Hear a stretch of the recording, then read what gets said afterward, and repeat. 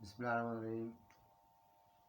सामईन मोहतरम, मैं एक फ़नी सा क्लिप लाया हूँ आपके लिए और उम्मीद है ज़रूर सुनेंगे। मेरे काफ़ी दोस्तों को शिकवा है कि मैं इसमें 5-10 मिनट जो हैं उसकी सुनाने के शुरू में ही जो है आपके ज़ाय कर देता हूँ। तो उससे बेहतर है कि ये मुमकिन नहीं है कि उसके बगैर अपना किस्सा मुकम्मल कर सकूं। तारुफ के बगैर तो वो लाजमी करना पड़ता है, वो ज़रूरी है। उसके बगैर हम वो उसे पूरा नहीं कर सकते, वो मजबूरी है। मजबूरी में आपका वक्त जो है वो चंद लम्हे मैं ज़्यादा ले जाता हूँ। तो आज मेरा उन्वान जो है वो है, मैं आपको पंजाबी ज़ुबान में पेश करूँगा, 99 का चक्कर, 99 का चक्कर। तो ये हमने बचपन में सुना था कि लोग अक्सर आपस में बात करते हुए कहते थे कि यार ये सब 99 का चक्कर है। तो हमें समझ नहीं आती थी कि ये 99 का चक्कर क्या होता है।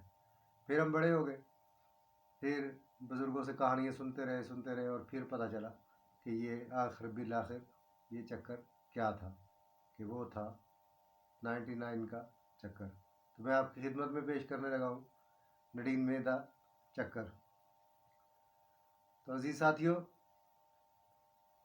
ये गांव का वाक़या है कि गांव में नंबरदार की बीवी नंबरदार को मुखातिब करते हुए कहती है कि हम कैसे नंबरदार हैं कि हम सूखी रोटी खाते हैं और 2 टाइम खाते हैं, कभी अचार से, कभी दूध की मलाई से, कभी गुड़ शक्कर से, और सामने जो है हमारे मिरासी, वो रोज़ाना जो है पराठे खाते हैं।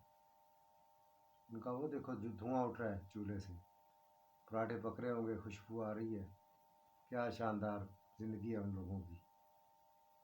हम कैसे किस बात के चौधरी हैं? असल चौधरी तो वो है ना जो रोज़ पराठे खाते हैं, रोज़ाना मुर्गी खाते हैं। तो हम तो बराए नाम ही ज़िम्मेदार हैं, बाकी असल ज़िंदगी तो उनकी है, हम तो बेकार में जी रहे हैं यहाँ। तो सामईन, वो नंबरदार जो है वो बीवी को देखता रहा, उसकी बातें सुनता रहा, कह रहा अच्छा भलिए भलिए लोगे, कल से इनके घर पराठे नहीं पकेंगे। कह रही चौधरी तू क्या करेगा? तू इनके पराठे बंद करवा देगा? कह रहा नहीं, मैंने क्या बंद करवाने, वो खुद ही बंद कर देंगे। कह रही वो कैसे? कह रहा देख लेना, मैं जा रहा हूँ ना। वो चला गया, हो गया आ गया। वो 1 रुपये का दौर था, उसने 100 रुपये की एक गड्डी ली और उस गड्डी में से 1 रुपया निकाल लिया। 100 की गड्डी में से 1 रुपया जब निकल गया, वो बाकी 99 बच गए। 99 रुपये वो लेके गया और जाता हुआ वो उनके दरवाजे, उसके दीवार के ऊपर से उसने उनके घर फेंक दी। फेंक के चौधरी साहब जो है वो आगे बढ़ गए। अब वो मोहतरमा मिरासन साहबा के हाथ गड्डी आ गई 99 की। वो कह रही ओए लड़को, किसी के पास 1 रुपया है तो वो दो, अगर एक है तो ये फिर ना 100 पूरा हो जाएगा मेरे पास आज। तो एक लड़के ने कहा, उसने कहा अम्मी मेरे पास तो 2 का रुपया है, 2 रुपया का नोट था। उसने कहा मेरे पास तो 2 वाला है। उसने कहा वही दे। उसने वो 2 का नोट कापी में लगाया, वो हो गए 101। कह रही ये हो गए 101 रुपये। 99 रुपये और होते ना तो ये पूरा 200 हो जाएगा। इतनी देर में बच्चे कह रहे हैं अम्मा भूख लगी। कह रही हाँ हाँ ठीक है, लगी तो खा लेंगे, रुक जाओ अभी, मुझे हिसाब करने दो पैसों का। मैंने तो आज तक देखे ही नहीं थे इतने पैसे, पहली दफ़ा देख रही हूँ। चुप हो जाओ, जाओ चौधरियों के घर से लस्सी ले आओ, वो पी के गुजारा कर लो। वो 3-4 दिन उनके घर आग ही नहीं जली, धुआं नहीं उठा। चौधराइन परेशान हो गई, कह रही चौधरी क्या बम फोड़ के आया उनके घर, क्या कर दिया आपने। जो वहाँ पराठे तो क्या, उनके तो घर बिल्कुल ही आग जलना ही बंद हो गई है। और वो रोज़ कभी किसी के घर कभी किसी के घर कटोरी लेके फिर रहे हैं, किसी को कह रहे हैं कि थोड़ी सी लस्सी दे दो, किसी को कहते हैं थोड़ी सी पत्ती दे दो, किसी को कहते हैं इसमें थोड़ा सा दूध दे दो, चाय पकानी है। ये तो भीख मांगने भी आ गए हैं गांव के अंदर ही। चौधरी कह रहा पहले भी यही कुछ ही करते थे, जो तुझे पराठे नजर आते थे। कह रही फिर भी तूने किया गया इनके साथ। और कह रहा बीबी मैंने उनको 99 के चक्कर में डाल दिया कि उन्होंने 100 का नोट बंधा हुआ देखा ही नहीं था। वो लड़के बाहर जाते थे मेहनत मजदूरी करने, 5-5, 10-10, 20-20 रुपया कमा के ले आते थे।